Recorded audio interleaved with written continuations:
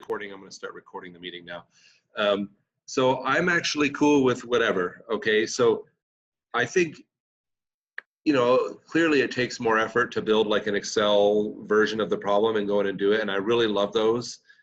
I think they really look nice and clean and they help students. But I also think it's fine. Some students really just will go in and do Wiley. They'll do the problem first and then walk people through how they did it. And so the tutorial instructions, so the way I try to grade something like this is not to add requirements that the university didn't add. Does that make sense? So if you walk them through the problem, then you've met the requirement, really. It doesn't say you have to make an Excel or something like that. So the short answer is it's okay if you just record it using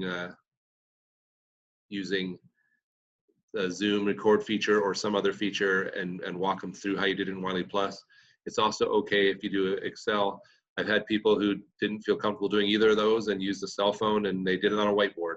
And I think that's cool too. In fact, sometimes the diversity of ways people do it is part of what makes it kind of cool. Like, so short answer, it's okay. Okay, thanks. Yeah, I'm bad at giving way longer answers than necessary, so sorry. My wife tells me sometimes that, but she does it in a really loving and nice way. All right. It's like when I speak at church and I'm like, 15 minutes. Yeah. I get paid to teach in 50-minute blocks though. So I have to learn how to chill it out. All right, so let me show you some slides. These come from the textbook publisher. So usually I have like 6 or 7 slides for you. I have like 24 tonight, and I'm sorry. I'm going to apologize in advance. To be fair, the textbook publisher put up like 80 some odd slides on this chapter, so I did try to cut out some of the fat. But I think this is important enough stuff that I wanted to go over it. This chapter, probably more than all other chapters, people struggle with. So I want to make sure we cover it well. The only other chapter is chapter 2, when you first introduce debits and credits. That's also hard for people. And what's so hard about it is that the concepts never go away. In other words, you need to know debits and credits for the rest of this accounting class and for the next accounting class. And if you decide you want to be an accountant, then into intermediate accounting and all those. So it's foundational. It's like learning your times tables. Accrual-based concepts are the same way. It's really how accounting is done. And so even though cash-based accounting seems easier, it's not done that way because it doesn't allow us to match our revenues and expenses very well. Okay, so there was my preamble. That's enough of that. So if you have questions along the way, honestly, it's best to just interrupt and say, hey, wait, I have a question, because I'm looking at your video feeds over here on the side, and I have more people than I have, so I won't always see it if you try to like do a hand raise thing. Whereas if you just say, hey, wait a minute, then that's fine, and I won't be offended if you ask a question. All right, so accrual versus cash accounting. So really what you need to know is that in accrual-based accounting, we are going to recognize revenues when we earn them. And we earn revenues by performing services or selling a product to somebody. So regardless of when I get paid for it, I'm going to record it as a revenue when I perform the services or sell the product to somebody. Okay? Even if I say, hey, you can pay me later, I still record it as a revenue right now. Or even if they paid me in advance, I'm still going to record the revenue once I earn it. The same with expenses. I recognize them when they are incurred. That means when someone does a service for me, or when I receive goods or services from somebody. That's when it's incurred, even if the cash wasn't paid at the time of service. Okay, so that's the important thing. Just remember, under accrual-based accounting, it's when service is performed, or when it's revenues are recorded when they're earned, and expenses are recorded when they're incurred. Okay, that's different from cash-based accounting, where revenues are recognized when cash is received, regardless of when it was earned, and expenses are recognized when cash is paid, regardless of when I incurred the expense. So you'll see this in big bold letters on here, that cash-based accounting is not in accordance with generally accepted accounting principles. And the reason for that is we need to have our revenues and our expenses match with each other. And if we record them just when we get cash, they don't often match up. And you'll see why as we talk about it a little bit more. Some very small businesses still do cash-based accounting. And that's because they collect cash when they earn it, and they pay cash when they incur it. So that there's no difference between those two things. Whereas most businesses will sell things to customers and say, hey, you have 30 days to pay me, or you have 60 days to pay me. And they will incur expenses, and their suppliers will say, you don't have to pay me for 30 days or whatever. And so most businesses in today's world, their cash doesn't always move at the same time as their revenue is earned or their expenses incurred. And so they have to deal with these accrual-based accounting concepts. So here's an example. This is Fresh Colors Paints. Let's see. They paint a large building in 2016. In 2016, it incurs and pays a total expenses, salaries, paint costs of $50,000, and they bill their customers of $80,000, but they do not receive payment until next year. So this happens a lot, especially if you say you do this job and in December, you might not get paid until January of the next year, something like that. So under an accrual basis, they would recognize that revenue of $80,000 in 2016 because that's when they earned it. That's when they did the job of painting it for somebody. And they would recognize those expenses of $50,000 because that's when they incurred them. So they'd have a net income of $30,000 in 2016, and they would have zero revenue, zero expense from that transaction during 2017. If they were to be working under a cash basis, they would record the expense because they paid them in 2016, so they'd show a net loss that year. And then the next year, when they got paid the revenue for it, they'd record the revenue that year, and they'd show a net income of $80,000 that year. So that's problematic, right? That the revenues and the expenses aren't matching up. So the idea is we want to match expenses with, match the revenues together with the expenses incurred in earning those revenues. If you think about it, expenses are really just about, the money it costs us to earn the money we earn. That's what they are. And so we want them to match up. And that's why we do this accrual-based system where we record revenues when we earn them and expenses when we incur them. In order to do this, we have to make what are called adjusting entries. This is where we recognize revenue and expenses, even if it doesn't come at the same time as the cash comes. So there's two broad categories of adjusting entries. The first are deferrals, and the second are accruals. So the term defer, anybody know what the term defer means? I bet you do. I know it's weird on Zoom to ask a question and wait for a response, because that's not how it works on Zoom. So I'll just tell you what defer means, even though you already know. So to defer something means to put it off to the future, right? When you defer, I don't know, right now people are getting to defer their student loan debt, so that means they don't have to pay it right now, but they'll have to pay it at some point in the future. And then to accrue means to add something up over time, okay? So deferrals are points in time where we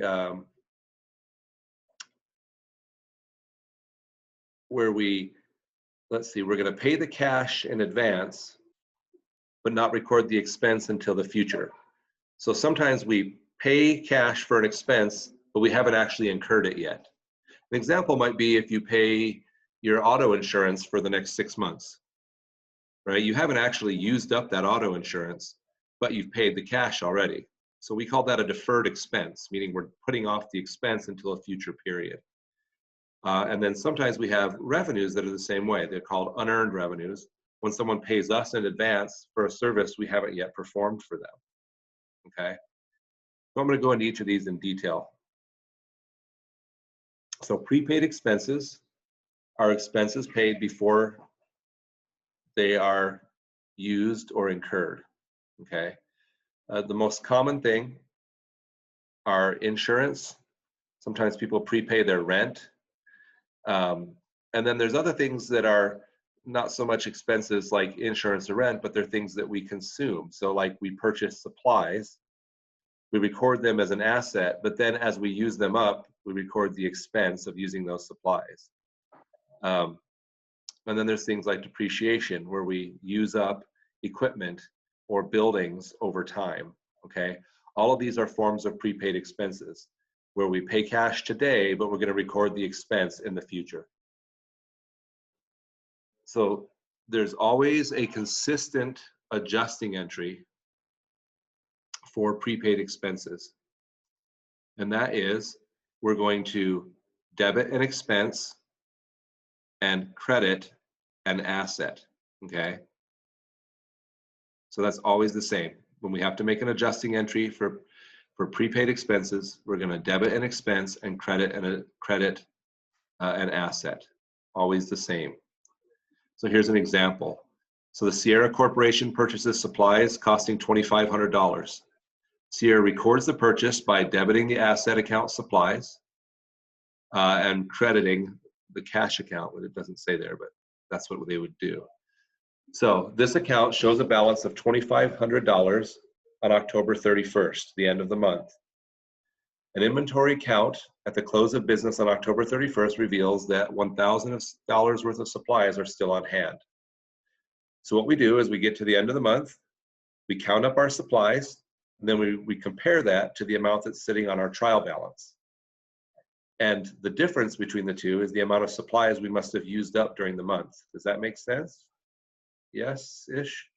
So what we have to do is enter an adjusting entry to reduce the asset supplies down to what it currently is, $1,000, and to show that as an expense, a supplies expense.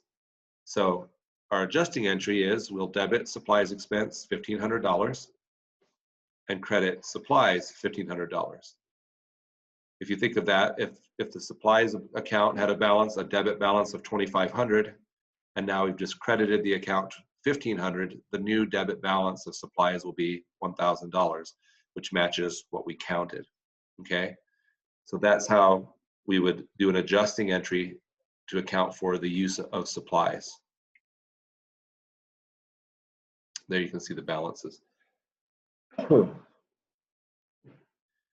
Here's another example. October 4th, Sierra Corporation paid $600 for a one-year fire insurance policy.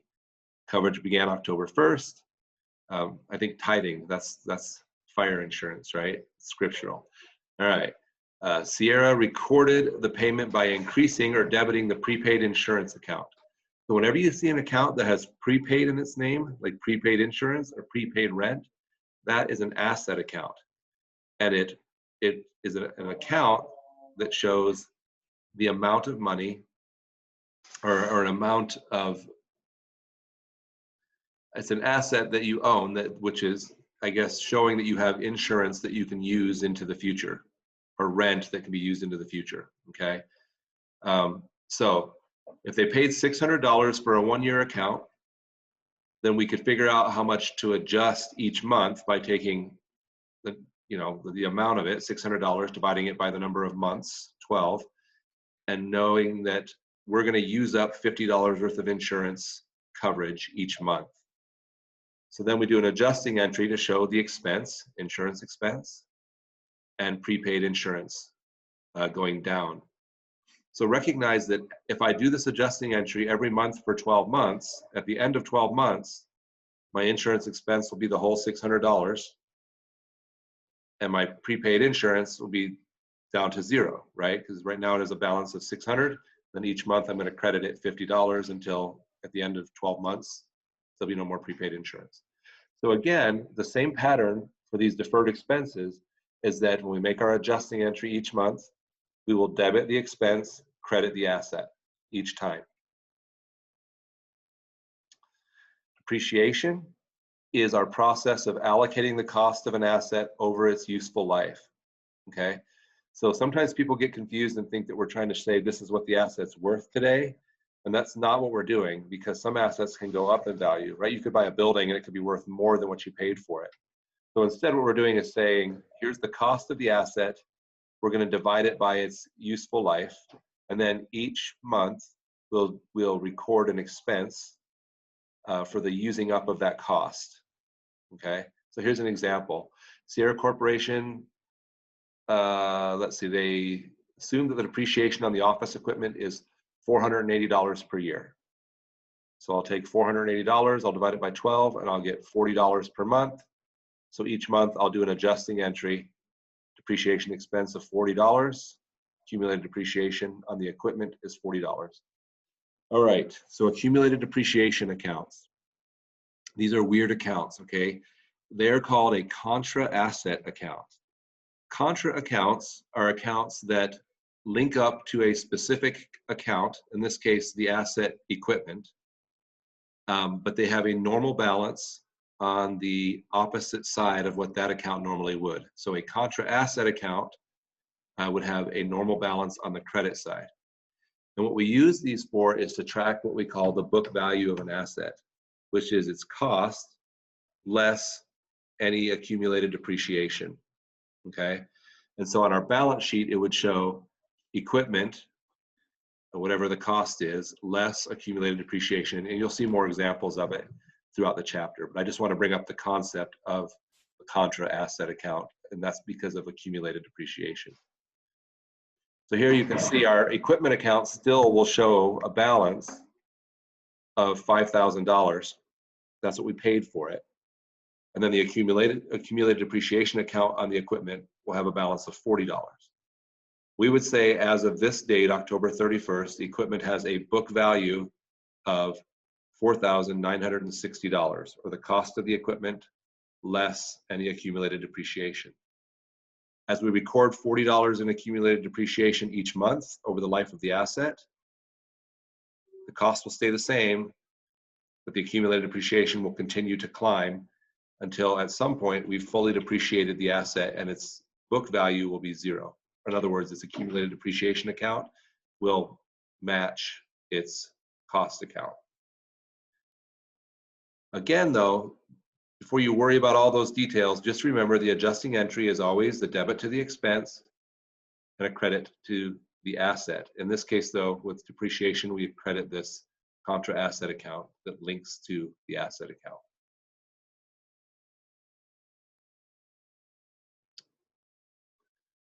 Here's what I was talking about. This is what it would look like on the balance sheet. It would show equipment, less accumulated depreciation on the equipment, and then you would see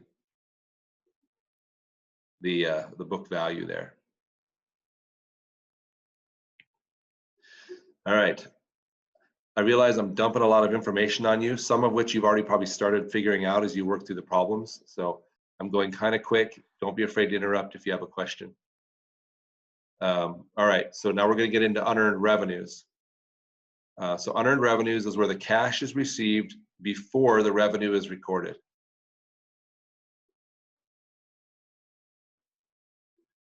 Unearned revenues most often occur with rent.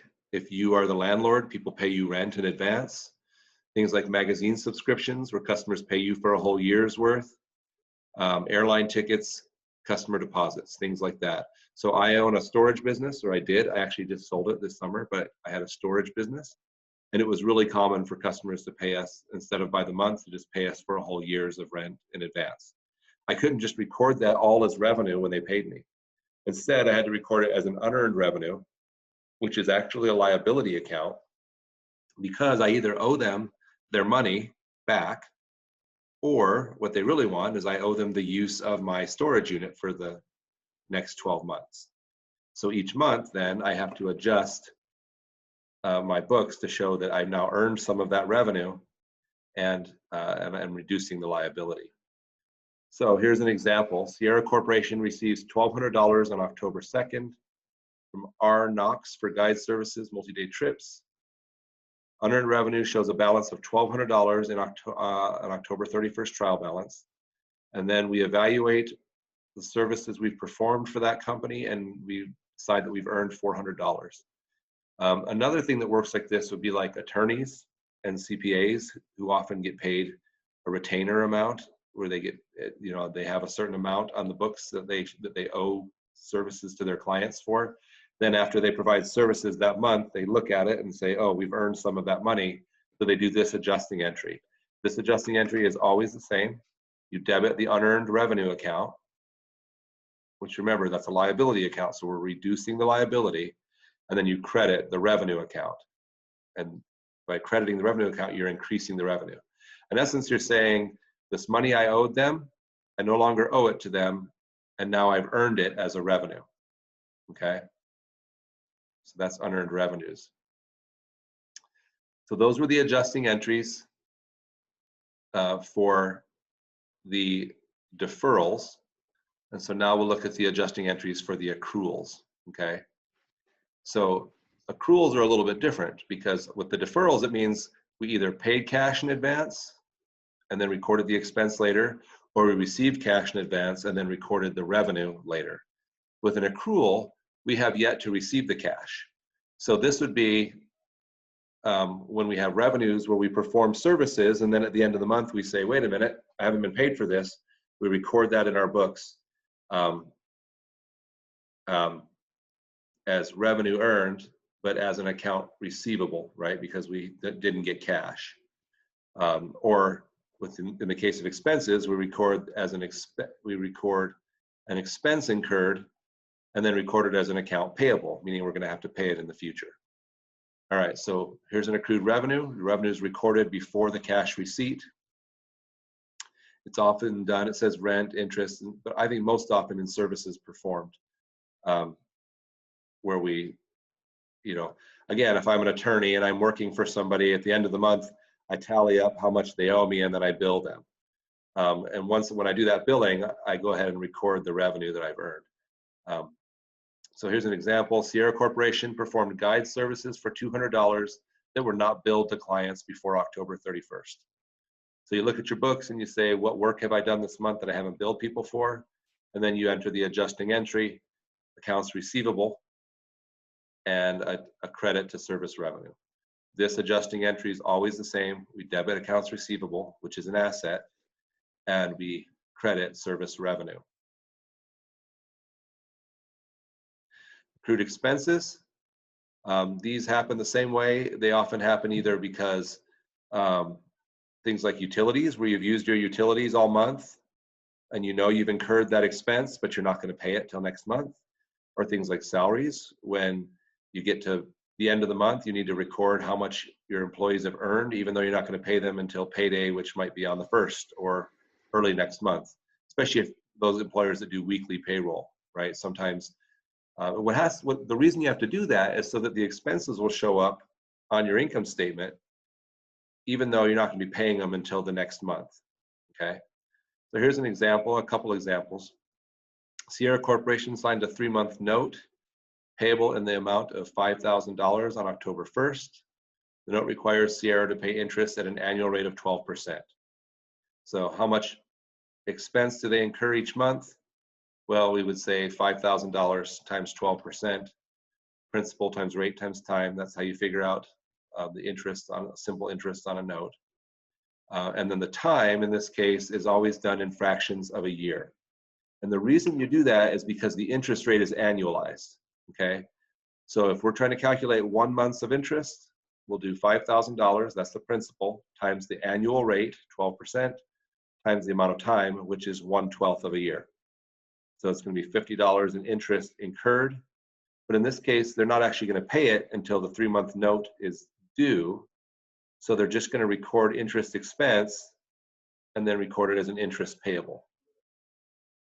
When they pay the note, they'll pay the full $5,000 in principal back, plus the $150 in interest that's accrued over the life of the note.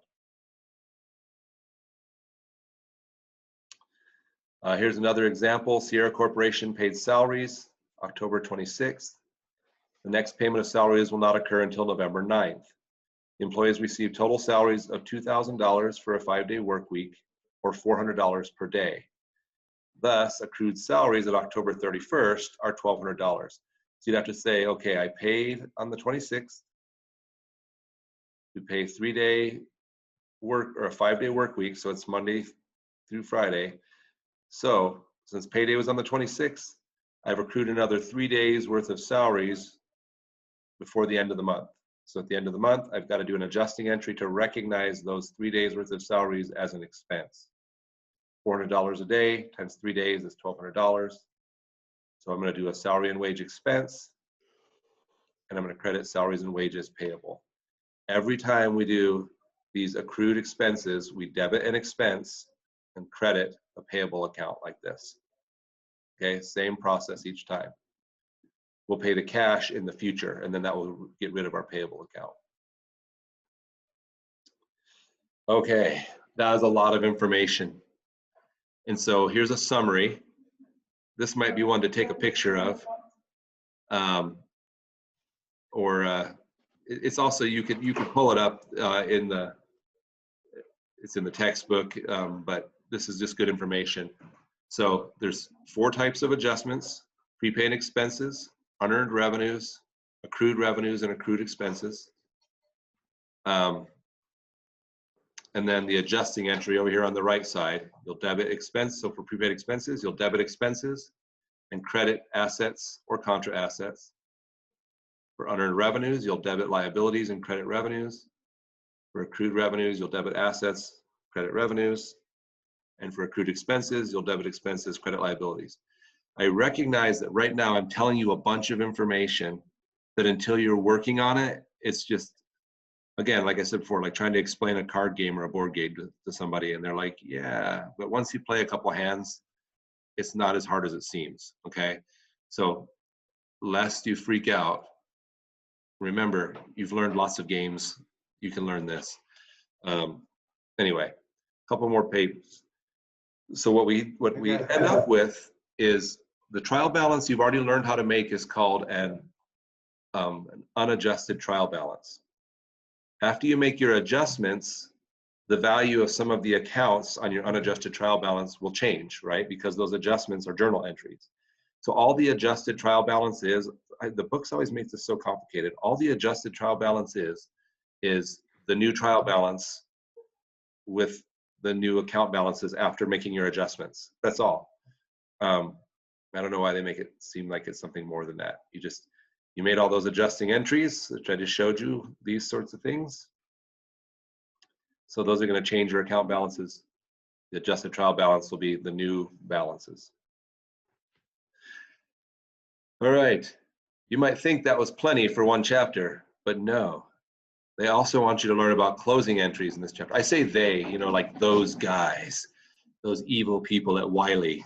But I use a Pearson product to teach this at another college, and they cover this also in the same chapter. So the other thing we have to do is at the end of the month, after we've made our adjusting entries, then we have to close our accounts so that we can start fresh on the next month. So here's what I want you to recognize. Income statement accounts, so revenues and expenses, and then the statement of retained earning accounts of dividends, those are all what we call temporary accounts, meaning they measure the amount of money that comes in or goes out over a period of time. And so when we start a new period of time, a new month, a new quarter, new year, we have to reset those back to 0 so we can start to measure the revenues, expenses, and dividends for that new month. The other accounts, so the balance sheet accounts, assets, liabilities, and stockholders' equity, those are what we call permanent accounts, meaning we don't ever reset those back to 0. The balances of balance sheet accounts represent the balance at a given moment in time. So closing entries is the process by which we return revenues, expenses, and dividends back to 0 for the start of a new month by closing them out to a permanent account in retained earnings. Okay, so our revenue accounts, we close to a special temporary account that we create just for the process of closing called Income Summary. And our expense accounts, we close to that's the same special account income summary, and then we close income summary out to retained earnings. And I'll show you the process by which we do this. And then our dividends account, we close directly out to retained earnings. So here's what the closing entries look like. So recognize that our service revenue account will have a balance at the end of the month on the credit side, because revenue's normal balance is a credit. So in order to close that revenue account out, what we do is we debit the revenue account its full balance, which will make the new balance of the revenue account 0, right? So in this case, our revenue account had a credit balance of $10,600. So we debit that account $10,600. Now the revenue account has 0 balance, and then we credit income summary $10,600. Also recognize that all of our expenses would have had debit balances, because that's the normal balance for an expense account. So to close those out, we credit each expense account its full balance. Now they all have a balance of 0, and we debit the income summary, the sum of all of those balances. So after we do that, our income summary account will have a balance. In this case, a credit side, we had a credit entry of $10,600, a debit entry of $77.40. So this account would have a balance, income summary would have a balance of $2,860. Whoops. Let me go a page up.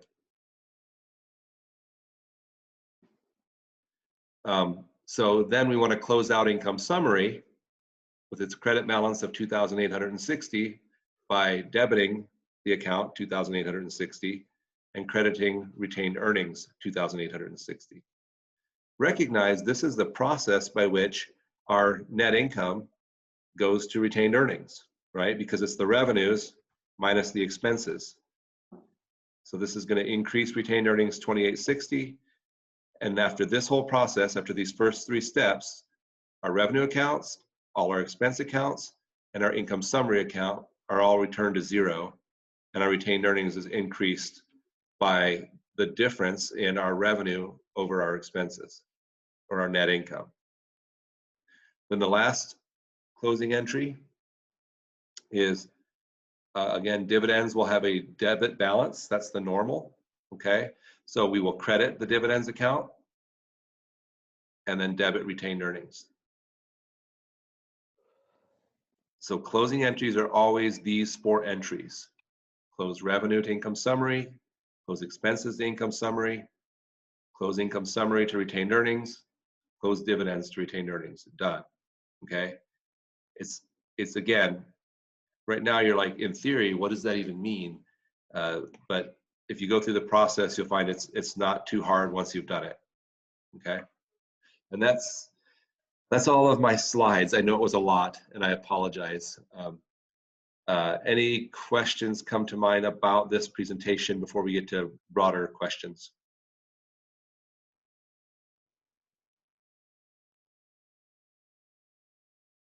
All right, sometimes it's like hard to formulate the question when you just went through it too. So, or maybe you guys are just super smart and you like totally get it.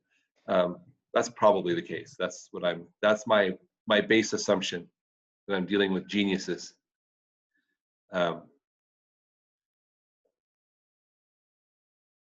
One time I had a student tell me that I was smarter than my students, and I told them that's false, that I just have more knowledge about this topic than you do. But that does not mean I have inherent greater ability to learn things. And so I recognize most of my students are smarter than me, because I'm one of those people that takes a while to pound something into my head.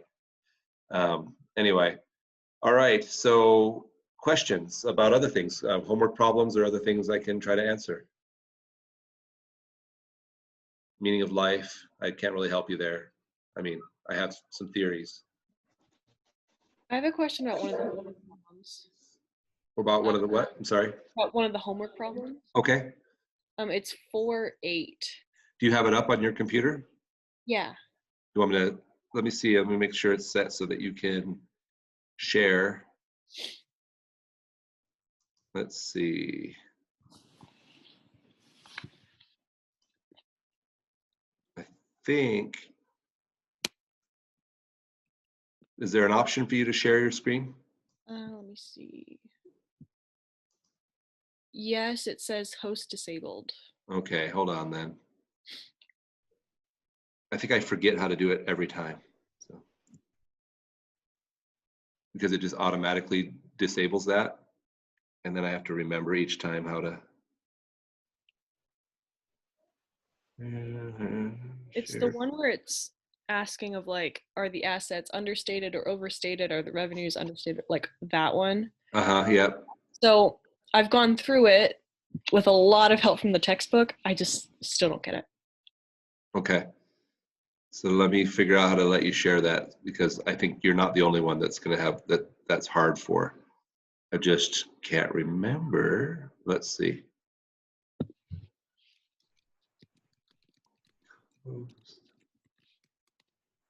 That's one way I can do it. I can make you a co-host. But I know there's another way that just says allow you to share. See if it'll let you share now. I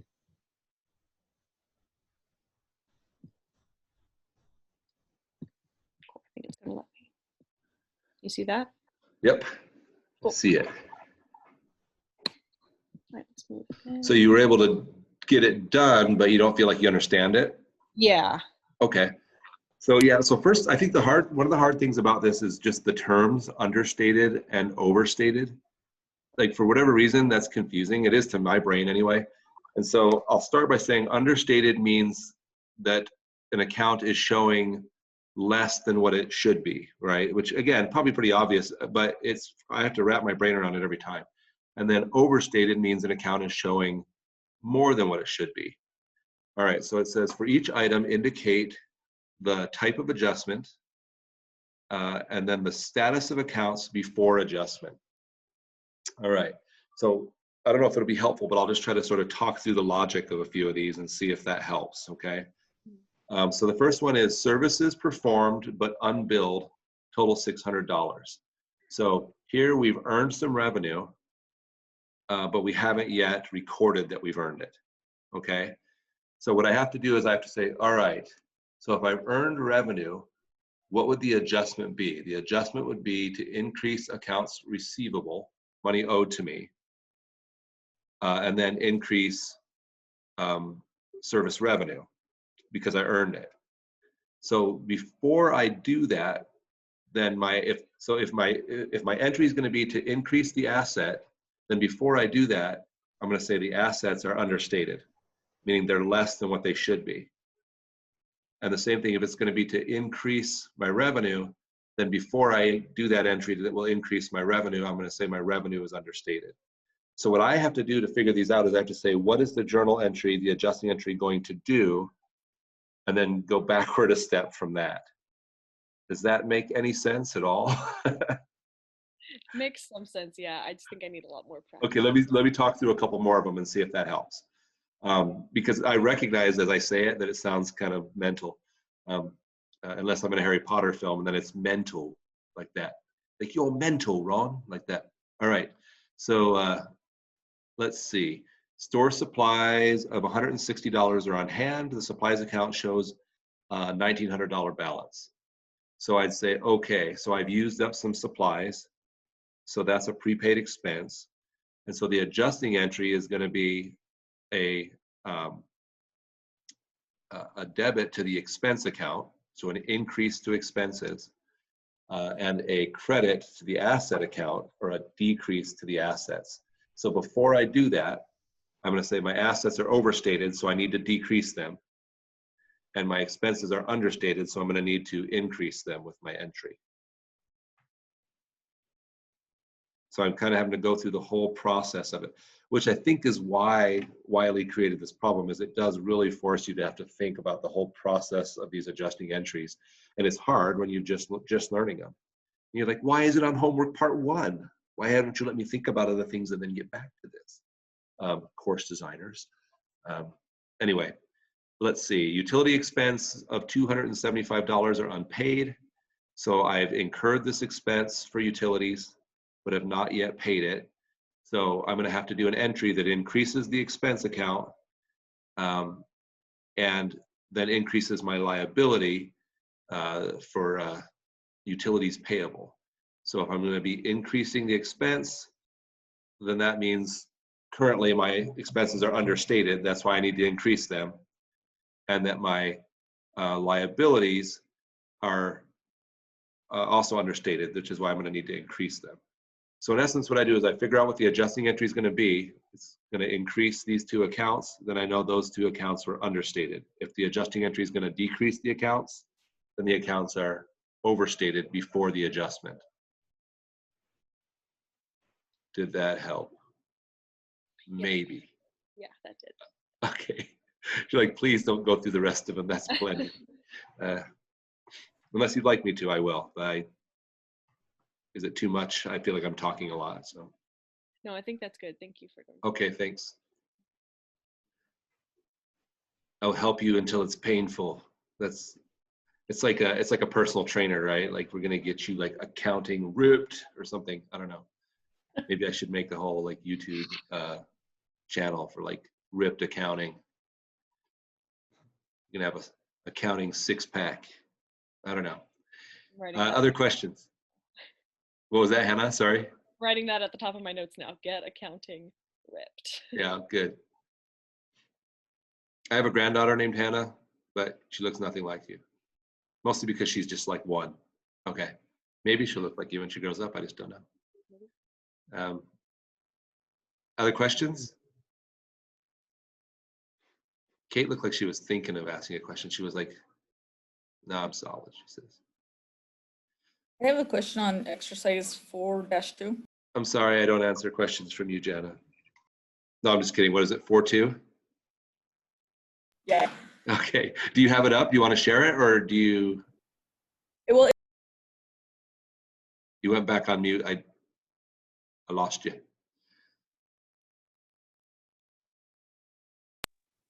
There you are. okay. I guess I can't. I have to move. Oh, I have to probably make you a co-host so you can share.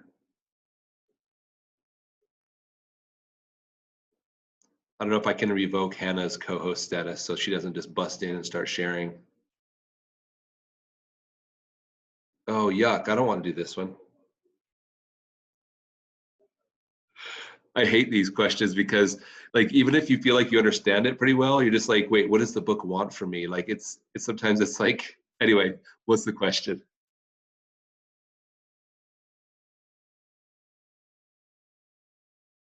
I think you're on mute again.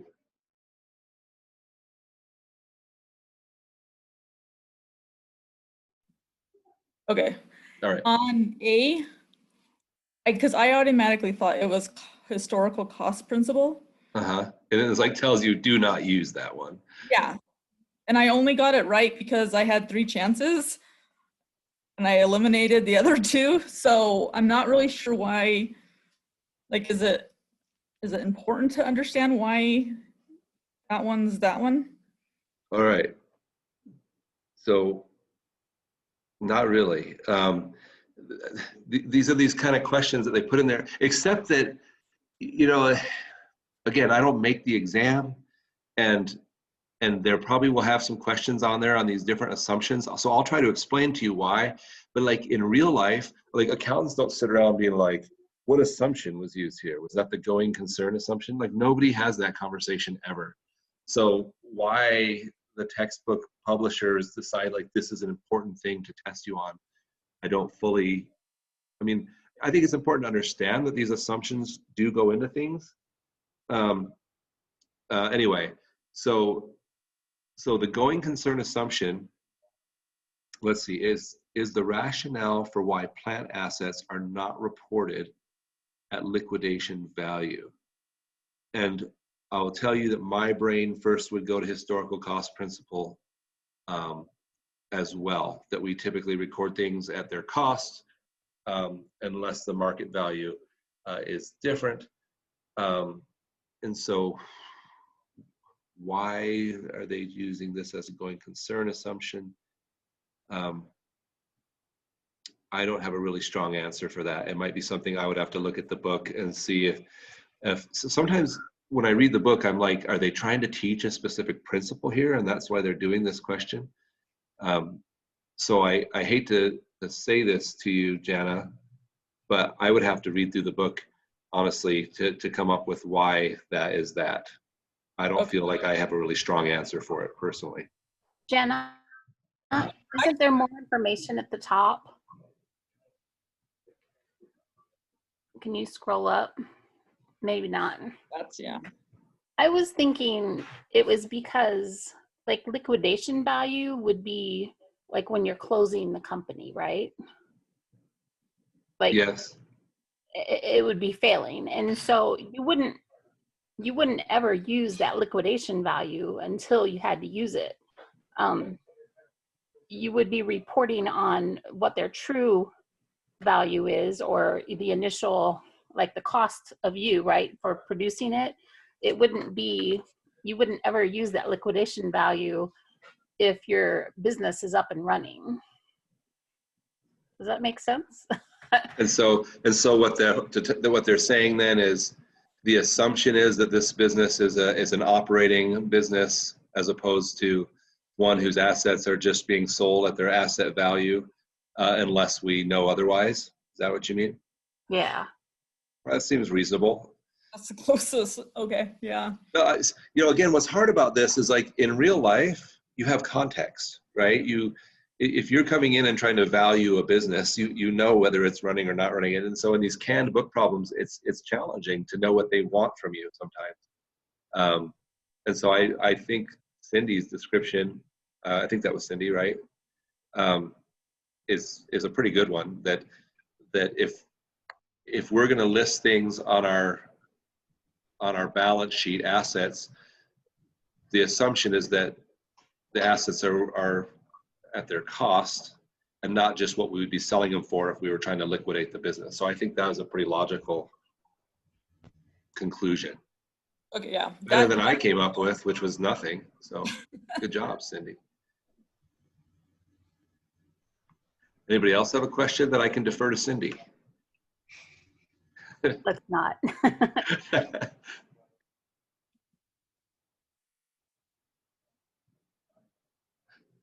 I'm not afraid to admit when I don't know something. Or what's hard about the Wiley sometimes is you'll like be doing a problem on it and you'll think, man, I think I understand this problem, and then you'll miss something and you'll like doubt that maybe you even understood the whole process, and then you find out it was just like some dumb labeling thing or something like that.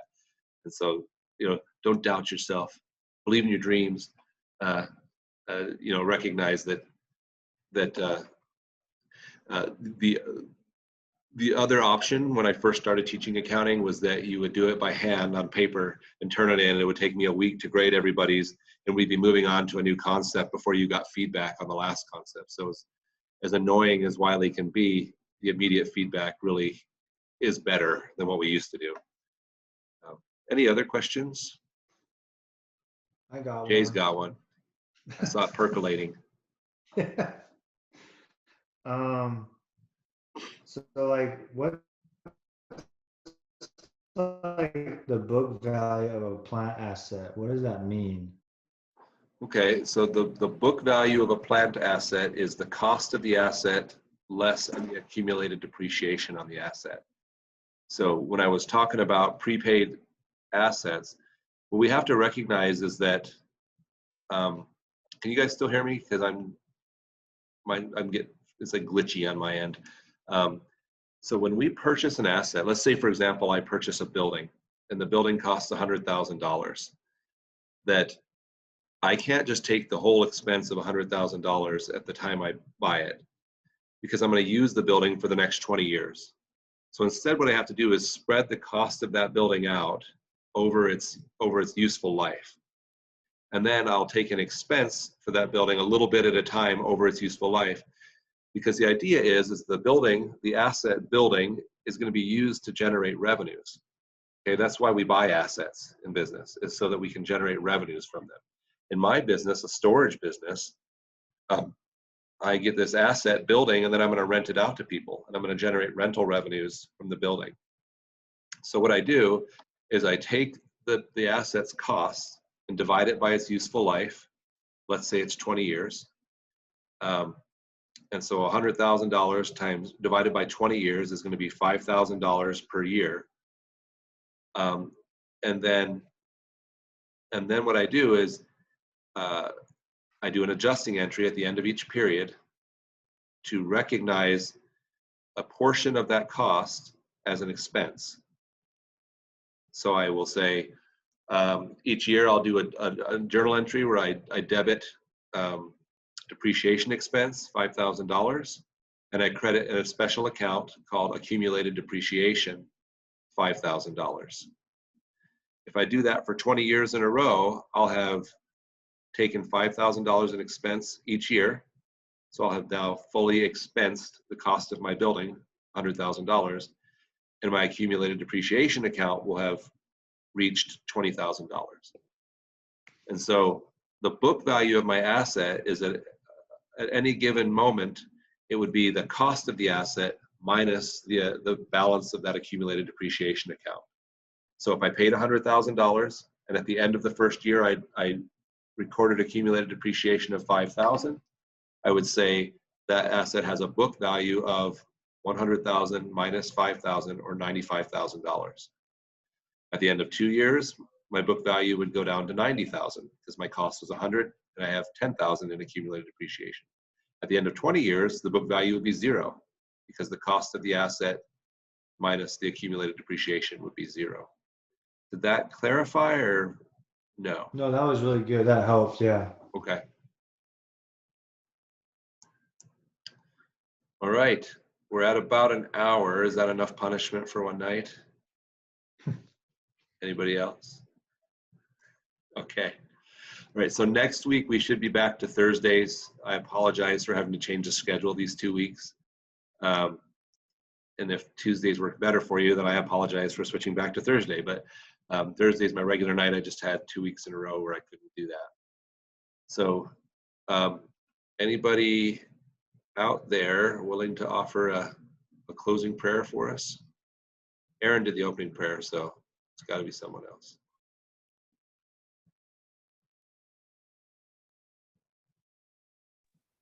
I can. All right, thanks. Our dear kind Father in heaven, we're thankful we were able to gather here today, and we're thankful for the technology that allows us to meet with Brother Fox and be able to go over the things that we need to learn. And please help us as we are studying for our tests, that we will be able to remember the things that we study, and we have thy Spirit to be with us. And we're thankful for the gospel, and please have thy Spirit to be with us. And we say these things in Jesus Christ. Amen. Amen. Thanks, everybody. Have a great night. Thank We'll you. see you next week. Thank you.